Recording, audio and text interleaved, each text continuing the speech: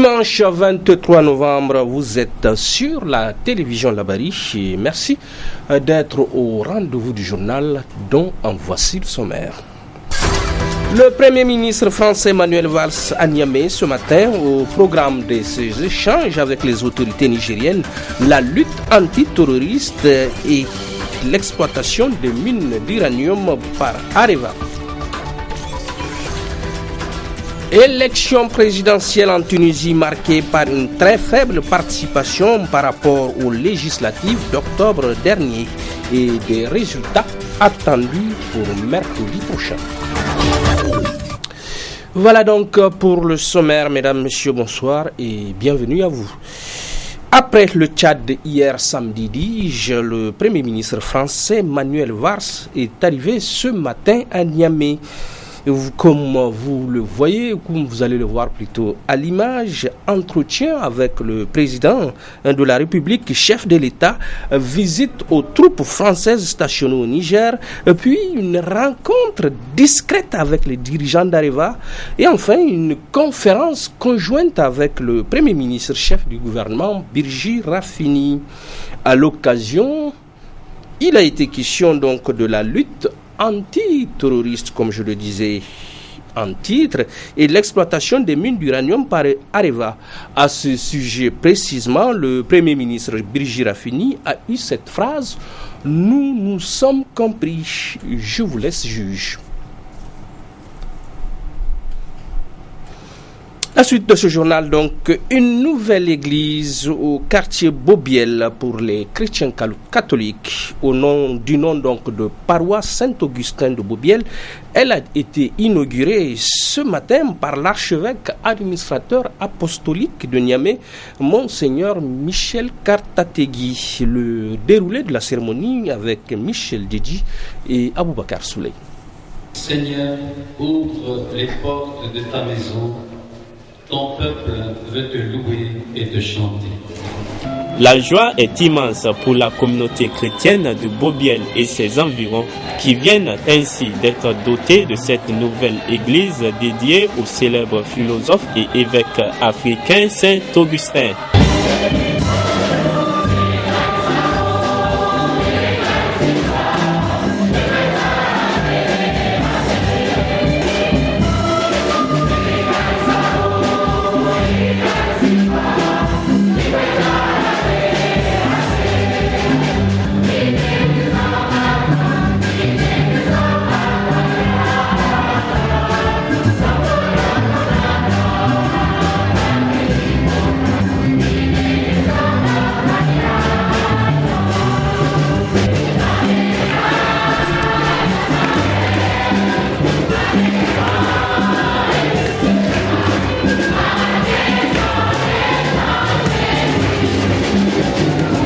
Dans l'homélie jubilatoire qu'il a prononcée à cette occasion après la proclamation de l'Évangile, Monseigneur Michel Kartategui a attiré l'attention des fidèles sur des valeurs fondamentales du christianisme telles que l'amour de Dieu et du prochain, avant de les exhorter à plus de solidarité dans leur milieu de vie. Une communauté exaltante en ce dimanche où les chrétiens catholiques célèbrent la fête du Christ roi de l'univers qui annonce les temps de préparation pour Noël. C'est une grande joie parce que l'Église catholique au Niger s'est agrandie. Avant, nous appartenons tous à la paroisse Saint-Jean de Yantala. Il faut voir les distances. Et les dimanches, pour certaines familles, pour que tous les membres de la famille puissent aller à l'église, c'était pas chose facile. Nous sommes très très heureux aujourd'hui et nous voulons communiquer notre joie à tous les gens de Niamey et du Niger. Le nom que vous avez choisi pour cette nouvelle paroisse est Saint-Augustin. Saint-Augustin, pourquoi le choix de ce nom? Parce que c'est un grand Africain. C'est un Africain qui vivait au 4e, 5e siècle en Afrique du Nord. Il a été un des plus grands théologiens de son temps, un grand évêque. Et jusqu'à aujourd'hui, les Algériens sont très fiers de la personnalité de Saint-Augustin. C'est un grand Africain. Il n'est pas assez connu. Mais ici, nous avons vraiment bien expliqué à nos gens qui il était. Nous sommes très contents. C'est un événement important que nous venons de vivre. Toute communauté chrétienne aspire à avoir un lieu de culte pour se rassembler pour la prière, pour chanter, louer le Seigneur, pour venir se ressourcer à la parole de Dieu, pour que chaque chrétien puisse y trouver la nourriture nécessaire pour lui donner les forces pour vivre au cœur de ce monde. Alors, toute la communauté aujourd'hui est heureuse parce qu'elle a vraiment participé à cette construction. Certes, nous avons été aidés par des amis à l'extérieur, mais chaque membre de la communauté s'est mobilisé pour construire cette église. Et c'est une œuvre commune que je viens de bénir. Nul doute que ce dimanche 23 novembre 2014 restera à jamais gravé dans la mémoire de cette communauté chrétienne catholique de Bobiel.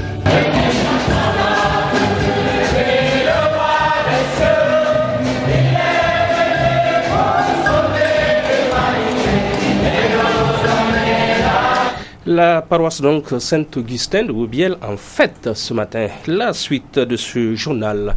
Un dimanche de salubrité pour la fédération Nakao du 5e arrondissement communal de Niamey qui ce matin a procédé au nettoyage du cimetière musulman du 10 arrondissement. L'endroit a été rendu propre et c'est tout à l'honneur de la fédération, nous rapporte Nasser Dantoufou et Sadoudoui. Ils étaient nombreux ce matin, hommes, femmes, jeunes et enfants du 5e arrondissement, de différents clubs et fadas, munis de coupe-coupe, râteaux et autres matériels aratoires à prendre d'assaut le cimetière musulman de la rive droite. Une mission, accomplir un devoir religieux, celui de rendre propre la dernière demeure de tout musulman. Nous organisons des jours de salubrité de temps en temps pour avoir une pensée positive à ceux qui nous ont dévancés. Parce que tôt ou tard, nous aussi, on va les rejoindre. Et c'est une action qui est recommandée par notre religion. Et pour pouvoir faire revivre cette culture islamique, donc de temps en temps, la Fédération Nakoa organise les actions de salubrité.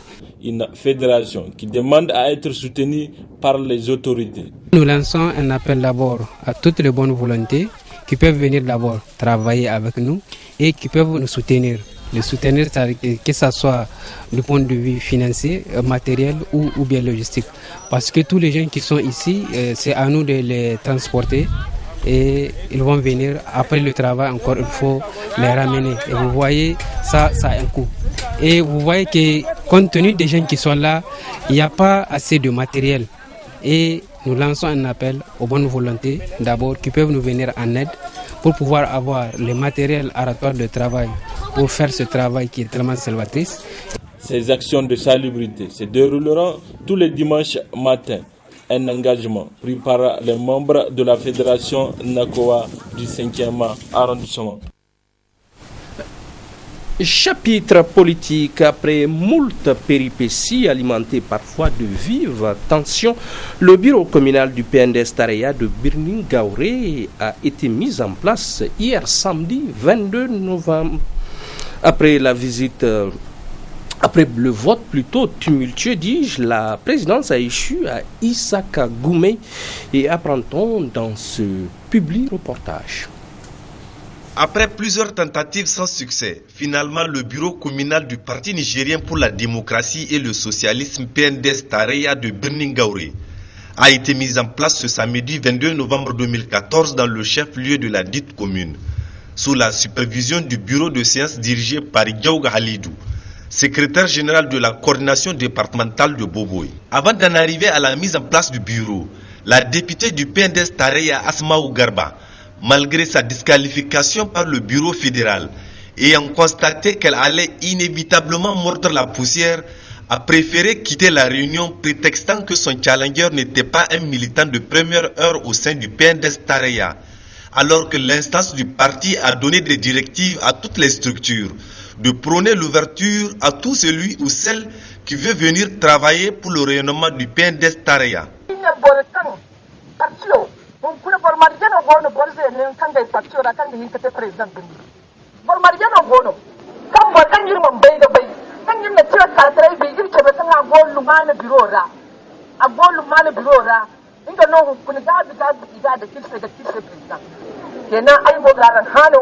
Bore kulkan kakan yan aini ce ika ilmu fatta ilmu koi faidai dina biradam don da yan golo kan bar da sambu ba su fara no irin bikin ga Après donc son retrait, les travaux ont continué jusqu'à la mise en place du bureau communal du PNDS Tareya de Birningaouré. Ainsi, les délégués présents ont à l'unanimité porté leur choix sur la personne de Isaac Goumé comme président. La présidence de l'organisation des femmes Tareya à Madame Abdoulaye Ramatou Soumana et celle de l'organisation des jeunes Tareya à Nourou Amadou. Le nouveau président Isaac Goumé a, au nom des autres membres élus, promis de travailler sans relâche pour davantage le rayonnement du parti dans tout le Boboy et au-delà pour des succès plus éclatants. Ce comportement antidémocratique et peu honorable de la députée Asmaou Garba prend le contre-pied de la vision du parti. Et si aujourd'hui le PNDS Tareya est devenu le plus grand parti de l'échiquier politique national, c'est parce qu'il a toujours prôné l'ouverture et que les places à l'intérieur de cette formation politique se gagnent sur le choix des militants et non d'une prétendue notoriété.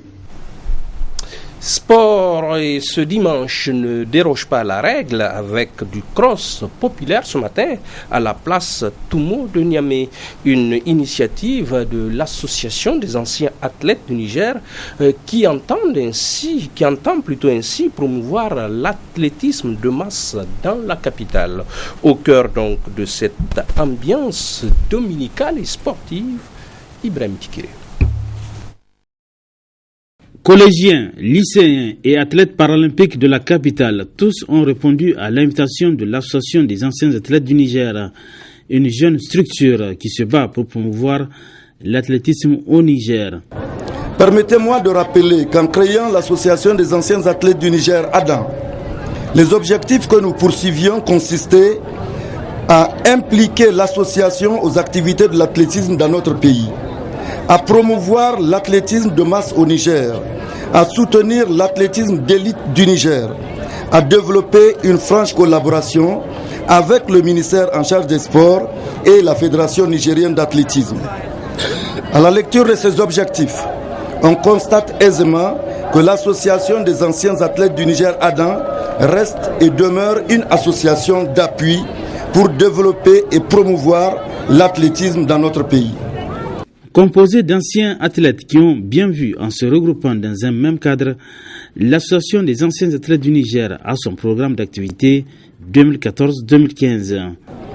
Nous avons ensuite projeté l'organisation de la 4e édition du Cross Isaka Ousmane le 1er février 2015 à Agadez, Inch'Allah, suivi d'un cross à l'intention des scolaires de la cité minière d'Arlit le 8 février 2015. Nous projetons aussi l'organisation de 2 cross scolaires féminins dédiés à Ramatoulaye Moumouni et Rachida Maman, 2 grandes athlètes qui ont marqué leur temps dans les courses de fond et de demi-fond. Ces crosses sont programmés en mars 2015 en marge de la journée de la femme nigérienne. Nous avons aussi prévu la mise en jeu de trophées dédiés aux anciens athlètes suivants. Feu Karimou Idrissa, ancien secrétaire général de l'ADAN et ancien champion du Niger des 100 mètres et 200 mètres.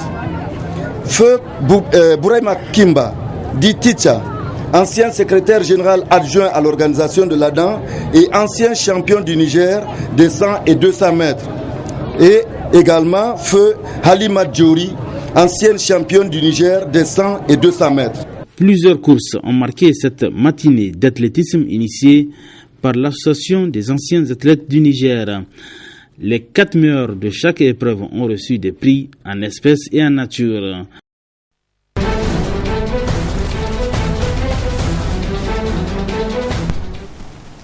À l'international, journée d'élection présidentielle en Tunisie aujourd'hui, le pays cherche un successeur à Monsef Marzouki dans une élection où le taux de participation est jugé très faible par rapport aux législatives du 23 octobre dernier. Souvenez-vous, le chef du parti Lida Tounes est donné favori par tous les sondages et les résultats sont attendus mercredi prochain.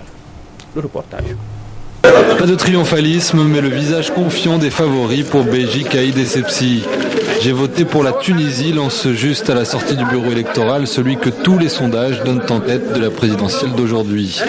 Mais à 87 ans et après une vie politique bien remplie sous les régimes de Bourguiba et Ben Ali, le chef du parti Nida Tounes compte bien surfer sur la victoire de sa formation aux législatives du mois dernier. Le chef de l'État sortant, Monsef Marzouki, est son adversaire le plus sérieux et pourrait bénéficier du report de voix des partisans d'Ennahda, car les islamistes, désormais deuxième parti tunisien, n'ont pas présenté de candidat pour cette présidentielle et se gardent bien d'insulter l'avenir, saluant le bon fonctionnement de la démocratie. Nous devons profiter des acquis et des réussites pour faire l'histoire et pas seulement un événement isolé. Les Tunisiens doivent savoir qu'il n'y aura plus d'injustice après aujourd'hui. Une absence d'injustice qui passe en tout cas par un processus démocratique transparent. Et sur ce point, l'instance électorale est, comme pour les législatives, très enthousiaste, s'appuyant sur les 27 000 observateurs déployés dans le pays. Près de 4 ans après leur révolution, les Tunisiens ne peuvent être que satisfaits du virage institutionnel pris par leur pays, mais ils attendent encore beaucoup du futur pouvoir. Je désire un président qui travaille entièrement au bien-être des Tunisiens, qui assure la stabilité du pays et la sécurité du peuple. Chômage de masse, notamment chez les jeunes, tourisme en berne et violence des djihadistes. Le prochain président tunisien aura de nombreux dossiers à gérer. Béji Caïd Essebsi est le mieux placé des 27 candidats. On saura d'ici mercredi s'il arrive en tête et si un deuxième tour est nécessaire. Ainsi va ce monde en ce dimanche. Bon début de semaine à vous et portez-vous bien. Au revoir.